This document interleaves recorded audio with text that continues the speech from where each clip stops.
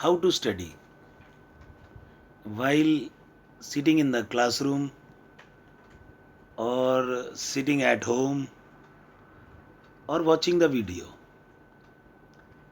Point number one is you should be fully focused. Like in the story, listen one story. It is in Hindi. जब गुरु द्रोणाचार्य अपने शिष्यों कौरव और पांडवों को धनुर्विद्या की शिक्षा देते थे, training of archery given by गुरु द्रोणाचार्य, तो एक बार गुरु द्रोणाचार्य ने मिट्टी की एक चिड़िया बनाकर पेड़ के ऊपर रख दी और अपने शिष्यों से उसकी आंख पर निशाना लगाने के लिए कहा. He was giving training to his students.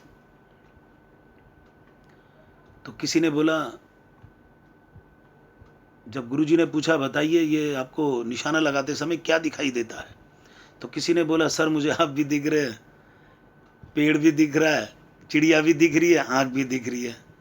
तो गुरु द्रोणाचार्य ने बोला रहने दो, तुम्हारा निशाना नहीं लगेगा. किसी ने बोला मुझे ब्रांच दिखती है पेड़ की, चिड़िया दिखती है, आंख दिखती है. ही वॉज ओनली अर्जुन जिसने कहा मुझे सिर्फ चिड़िया की आंख दिखाई दे रही है सर. तो टीचर ने कहा yes this is focus, fire the arrow, आपका निशाना बिल्कुल सही लगेगा. बिल्कुल ऐसे ही जब आप क्लास में बैठे हैं तो your focus should be just board. पढ़ाने वाला अच्छा हो तो बहुत बढ़िया, पढ़ाने वाला सही से ना भी पढ़ाए, if you are fully focused, if you are real student, तो आपको समझ में आएगा.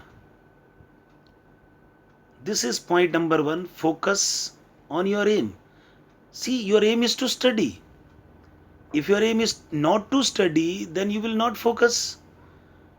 You will enjoy with your friends or you will indulge yourself in so many other activities. So your aim is to study, then focus comes into play. Fully focus. तो आपको चीजें समझ में आने लगेंगी. This is understanding. Point number two, within the lecture I say breathe in slowly and gradually to relax your mind. सी जब आपका मन शांत है तो आपको क्लास में समझ तो आता ही है, याद होने लगता है.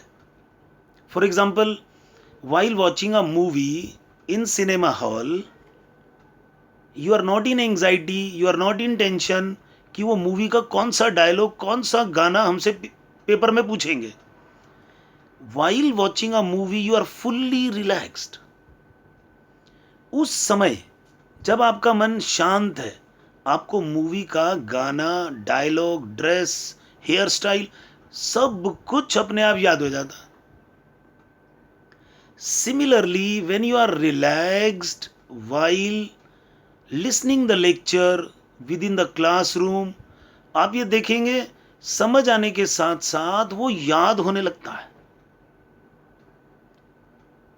This is called understanding part.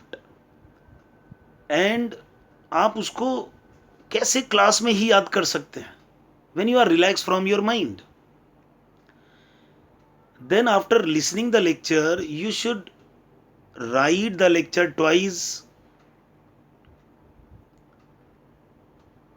जो फॉर्मूले आप उसमें सीखते हैं, राइट देम 5 to 10 टाइम्स, ताकि वो आपको याद हो. This is called self study. After listening the lecture, see my job is to give understanding. After understanding, your job begins to self study.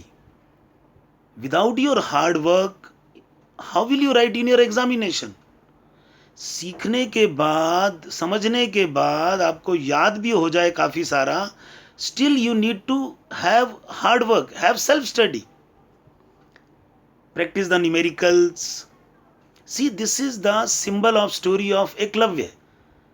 Eklavya गुरु द्रोणाचार्य को अपना टीचर मानता था.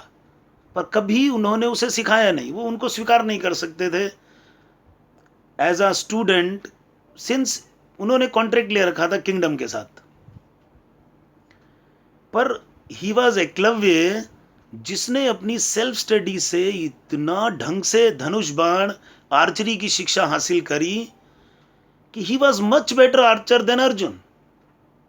यू नो एकलव्य, जिन्होंने, जब गुरु द्रोणाचार्य को मालूम पड़ा, एक बार जब वो जा रहे थे तो अर्जुन के साथ एक जानवर शोर कर रहा था, मे बी डॉग, तो शब्द बेदी बाण से दूर से ही एकलव्य ने उस जानवर के मुंह को भर दिया बिना उसको चोट पहुंचाए, और उसका शोर बंद हो गया।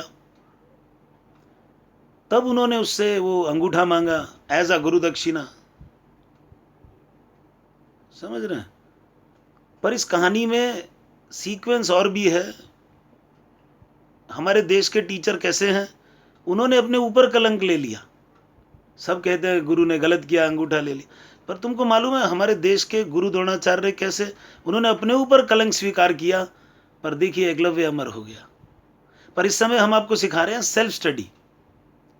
आप सीखने के बाद उसे लिख के याद करेंगे, then you are able to write your examination. Got it?